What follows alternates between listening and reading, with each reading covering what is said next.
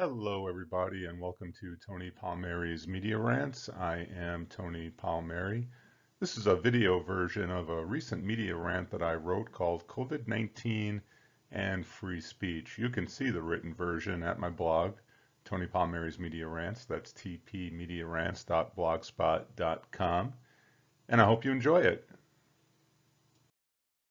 In 1963, the Speech Association of America, or SAA, adopted a Credo for free and responsible communication in a democratic society.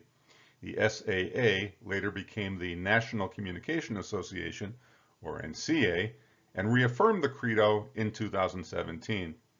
As someone who regularly teaches a course called Freedom of Speech in the United States and relies on First Amendment freedoms to provoke students, produce blogs, and engage in other forms of activism, I find myself coming back to the Credo often. Regularly reminding myself of the Credo's 6 principles helps me to make sure I'm holding my students and myself to high standards worthy of the life and death struggles for freedom that preceded us and continue to this day. We free speech advocates have always assumed that active use of First Amendment freedoms enhances civic health.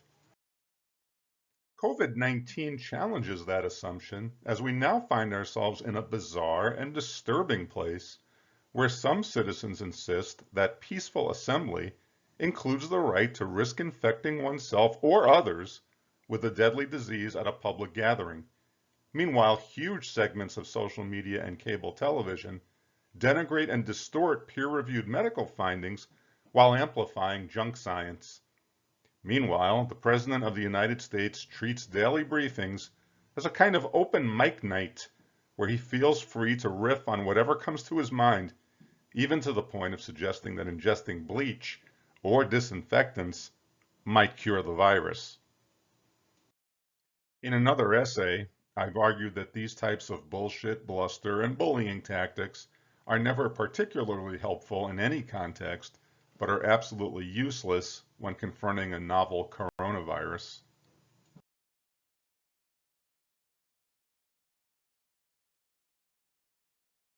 Forgive me for having to state what is, or should be, an obvious point.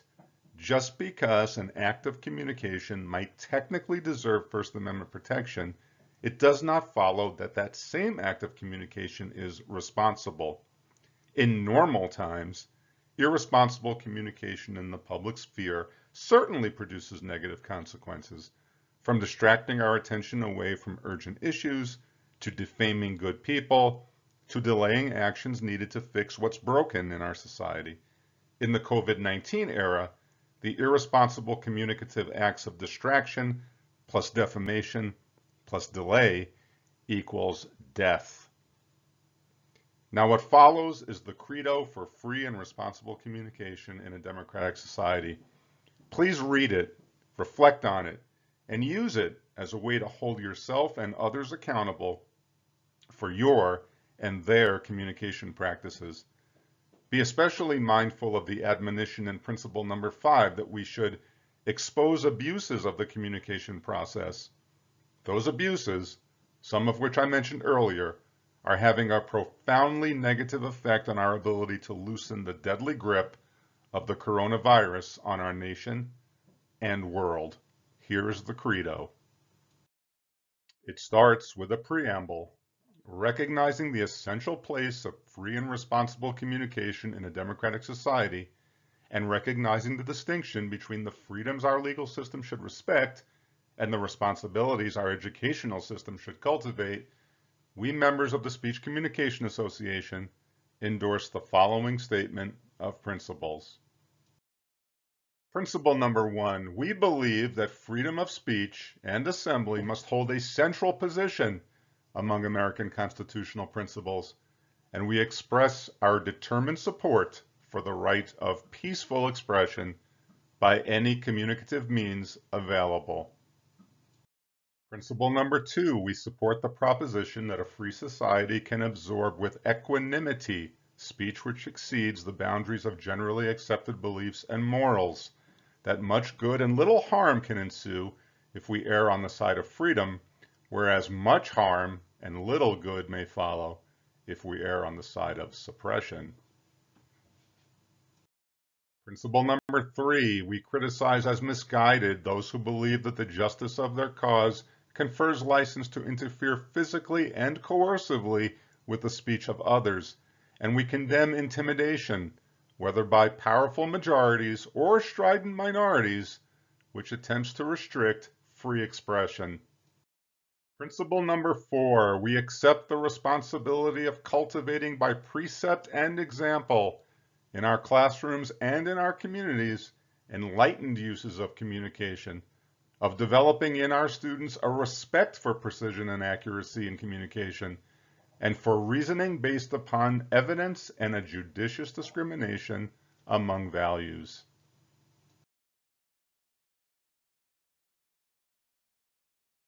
Principle number 5, we encourage our students to accept the role of well-informed and articulate citizens, to defend the communication rights of those with whom they may disagree, and to expose abuses of the communication process.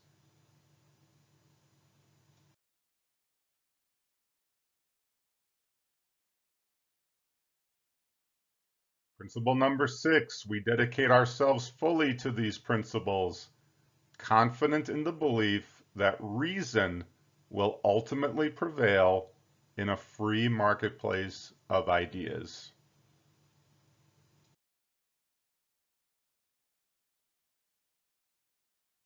Will reason ultimately prevail in the free marketplace of ideas? Well, given the extreme levels of misinformation and disinformation, some of it shared innocently on social media, but much of it promoted willfully by bad faith actors, I am not sure that reason will prevail.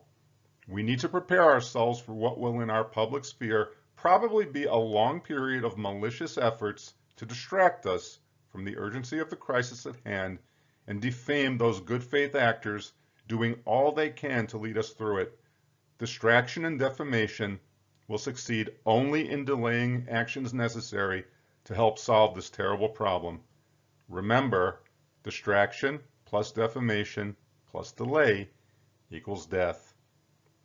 Now, some seem to think that reason would stand a better chance of prevailing in the marketplace of ideas if private sector social media companies would simply censor all of the bad faith nonsense out there.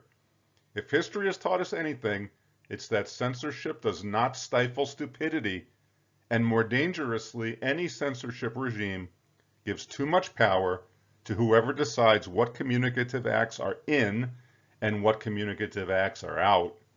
You might love the censor when he shuts down what you despise, but it's only a matter of time before he cancels you too. If people of goodwill refuse to act, then documents like the Credo for Free and Responsible Communication in a democratic society are nothing more than pious platitudes on a page. I urge all of us to digest the principles and take an honest inventory of where we come up short, monitoring my own communicative weaknesses and pledging to do better puts me in a much better position to expose the weaknesses of others. The alternative is to continue living in tribal, self-righteous bubbles, overflowing with BS, bluster, and bullying. How's that working out for us? I want to thank you for listening to this media rant, and I want to warn you that apparently if you teach free speech long enough, you start to actually look like James Madison, so be aware. But seriously, folks, if you'd like more information, please go to my blog, Tony Palmieri's Media Rants. You can go to my State of the State column at the Oshkosh Independent online magazine, or you can go to my website, tonypalmieri.com. Until next time, this has been Media Rants. Thank you so much for listening.